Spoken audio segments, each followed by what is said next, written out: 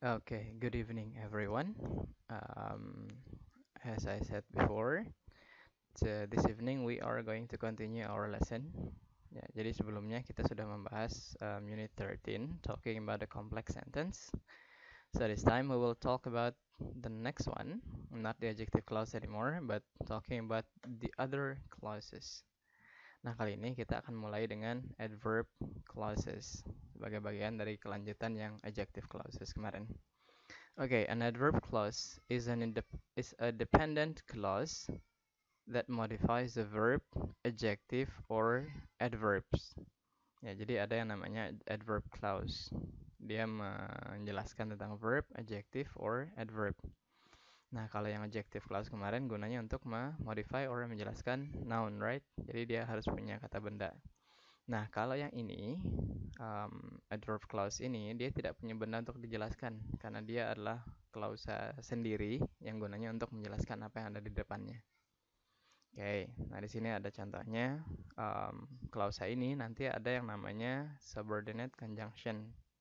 Dia punya connectors, connectorsnya itu disebut sebagai subordinate conjunction. Nah, keterangan yang dijelaskan nanti akan indicating time, location, reason, contrast, comparison, condition, result, purpose, and manner.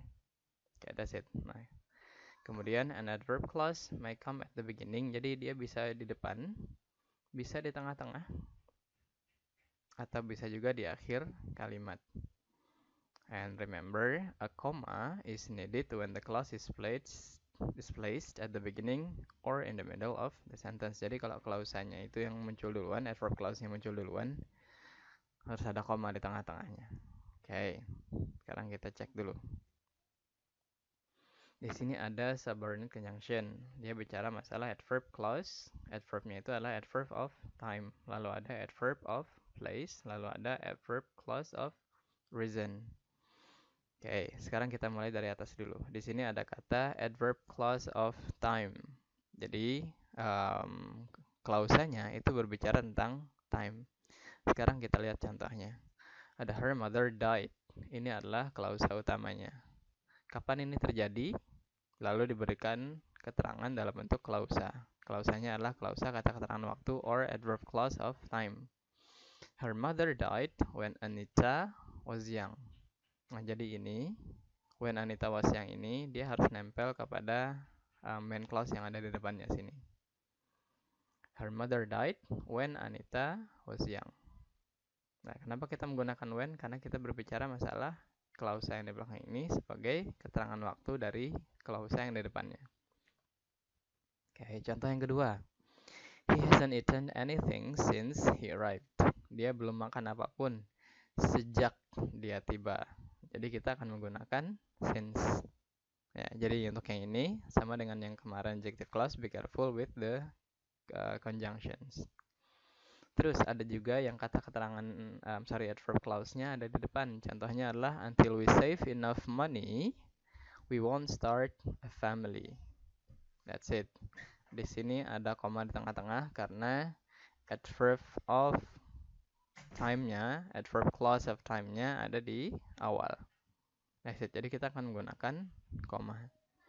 Nah, conjunction-nya ini ada kumpulan kalimatnya, ada kata when, ketika, while, pada saat, before, sebelum, after, setelah, until, hingga, whenever, kapanpun, as long as, selama, since, sejak, as. Nah, as ini ada dua meaningnya, ada yang artinya sejak, ada juga yang artinya because. Ya, selain itu dia juga punya meaning ketika atau pada saat. Jadi as ini punya more than one meaning. Nah, contohnya kita lihat yang di sini. As she was telling the story, tears come to her eyes. As di sini meaningnya bukan karena, bukan sejak, tapi ketika. Ketika dia menceritakan cerita tersebut, dan ini adalah adverb clause of time. Tears comes to her eyes. Kapan dia berlinang air mata? Ketika dia bercerita. That's it. Lalu ada adverb clause of place. Seperti yang kita tahu, place adalah tempat. Jadi ada kata where, lalu ada kata wherever. Stay where you are.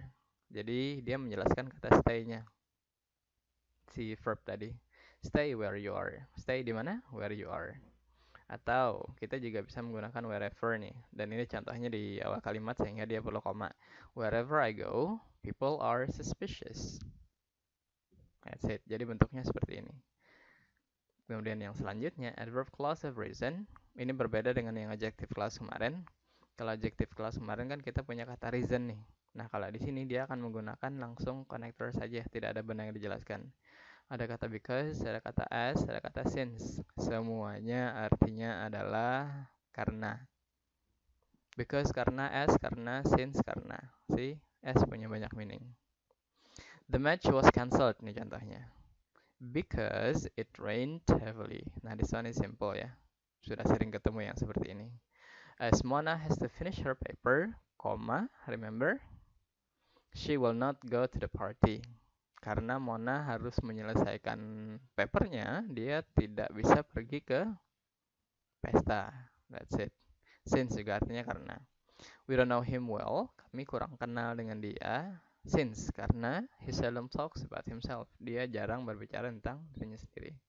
Nah, this one kita sudah sering ketemu in our daily life ya. Dan ini quite simple karena klausanya tidak fokus kepada satu kata, tapi dia adalah klausa yang memang klausa lengkap sebagai penjelas klausa yang di depannya.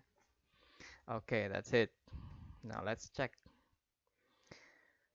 Di buku kita punya use correct part 1, use correct subordinate conjunctions for adverb clauses of time and place. Nah, jadi hampir mirip dengan yang kemarin. Yang harus kita perhatikan adalah subordinate conjunction-nya.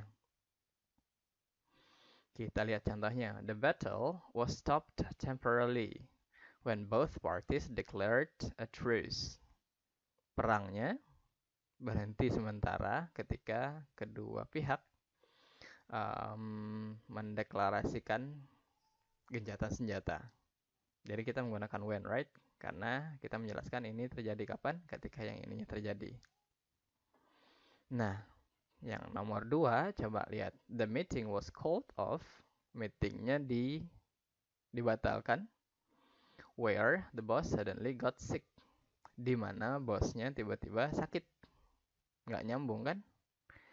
Yes, karena ini adalah sebuah kejadian yang disebabkan oleh klausa yang di belakang. Sehingga conjunction itu bukan where tapi because. That's it. Jadi soalnya hampir mirip dengan yang kemarin, tapi kita bicara masalah adverb clause. Nah, nomor 3, 4, 5, you can try yourself. Sekarang kita lanjut ke this one. Avoid using because of. Nah, jadi ada kata because, ada because of. Or, sinonimnya because of ini adalah due to. To an introducing an adverb clause of reason. Alasannya adalah kalau misalnya kita menggunakan because of, setelahnya itu bukan klausa, tapi noun atau noun phrase. Contohnya, I am happy because of the rain. Jadi kalau misalnya we are saying I am happy because because of the day is raining, salah. Karena kata because of itu setelahnya tidak boleh klausa, tapi harusnya adalah noun atau noun phrase. That's it. Oke, nah sekarang kita lihat contohnya. The workers had to stop working because karena there was a bomb. Karena ada bom, bla bla bla. Ini benar. Nah, contoh yang salah adalah the tennis matches were postponed due to. Nah, ini sama nih, due to sama dengan because of. Ini kalau dia mau pakai due to saja, due to the weather, titik langsung di sini saja. That's it. Tapi kalau bentuknya adalah klausa, ada subject, lalu ada verb, maka kita tidak boleh menggunakan due to. Kita gunakan saja because, since, atau pokoknya yang artinya karena. That's it ya. Jadi kalau nanti ketemu ada kata because of atau due to, itu salah. Karena ini tidak boleh diikuti oleh klausa, tapi diikutinya oleh noun biasa atau noun phrase. Oke, silahkan dicek number 3, 4, and 5. Oke, the next part, ini adalah noun class yang kemarin sudah sempat kita bahas sedikit. Ya. Noun class itu dia adalah substituting a noun. Ya, jadi dia adalah kata benda itu sendiri. Dia menggantikan kata benda. Oke. Dia bisa berfungsi sebagai subjek complement setelah linking verb seperti to be dan sejenisnya, atau dia merupakan objek, entah dia objek of a verb, objek of preposition, atau dia nanti akan bersifat seperti yang namanya positif. Oke, sekarang kita lihat.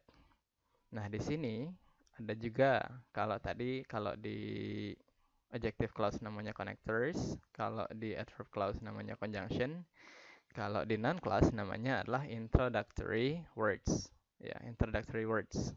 Jadi introductory-nya itu ada that, bahwa, lalu ada whether atau if, apakah atau jika, lalu ada juga yang diambil dari WH question, sama seperti yang kemarin. Nah, yang harus diperhatikan adalah setelah introductory words ini tidak boleh klausanya dalam bentuk pertanyaan. Kita ambil contohnya. Whether he is coming doesn't concern me. Subjeknya adalah whether he is coming. Nih, whether he is coming. Ini adalah subjeknya. Verbnya adalah doesn't concern. Nah, ini sih kan ada kata whether nih. Setelah whether itu tidak boleh dalam bentuk pertanyaan. Kalau pertanyaan kan whether is he coming, itu nggak boleh. Karena semua noun clause remember dalam bentuk statement. Oke, ini contoh lain sebagai subjek adalah why she committed the crime. Bendanya apa? Ini. Why she committed the crime ini adalah subjeknya. Noun clause sebagai subjek. Verbnya is being investigated. Lalu ada lagi subject complement. The question ini adalah subjeknya, is adalah verbnya. Apa objeknya? Kata keterangannya, sorry. The question is when the test result will be announced. Nah, ini satu paket. Ini kan bisa diganti, the question is that. Atau bentuk panjangnya, kalau dia dibentuk noun clause adalah when the test result will be announced. Lalu ada she became, ada subjek, ada verb, what she had wanted to become. That's it. Lalu ada sebagai objek juga, ada teacher knew. Objeknya adalah that the students had finished their work. I couldn't decide which shirt I wanted to buy. Jadi noun clause-nya bisa sebagai subjek, bisa sebagai complement, bisa sebagai objek. Lalu bisa juga sebagai objek of preposition. Maksudnya adalah objek yang muncul setelah preposition. Kata yang muncul setelah preposition. About how I would get home. Most of, sebagian besar, what I know. Sebagian besar dari yang saya tahu. Oke. Ini juga adalah noun clause. That's it. Nah, bentuknya dia selalu dimulai dengan kata-kata ini. Nah, ada lagi yang namanya positive. His belief, that the air travel is enjoyable is not always correct. Jadi his belief dengan that air travel is enjoyable ini merujuk kepada hal yang sama. Remember yang kemarin positive ya. Lalu ada the question, whether he would marry her. Whether he would marry her ini sama bendanya dengan the question. Ya, jadi ini yang namanya positive. Dan kita akan menggunakan noun clause di sini. Oke. Nah, jadi bentuknya seperti itu. Bendanya yang mana? Bendanya adalah keseluruhan klausanya. Itu yang namanya noun clause. Oke. Remember, noun clause tadi bentuknya adalah statement, bukan dalam bentuk pertanyaan. Jadi kalau dalam bentuk pertanyaan maka tidak boleh karena dalam bentuk statement maka urutannya harus sesuai dengan kalimat biasa, subjek dulu baru verb. Contohnya kita lihat yang I don't think that her own talents she realize. Ini juga salah urutan kan ya?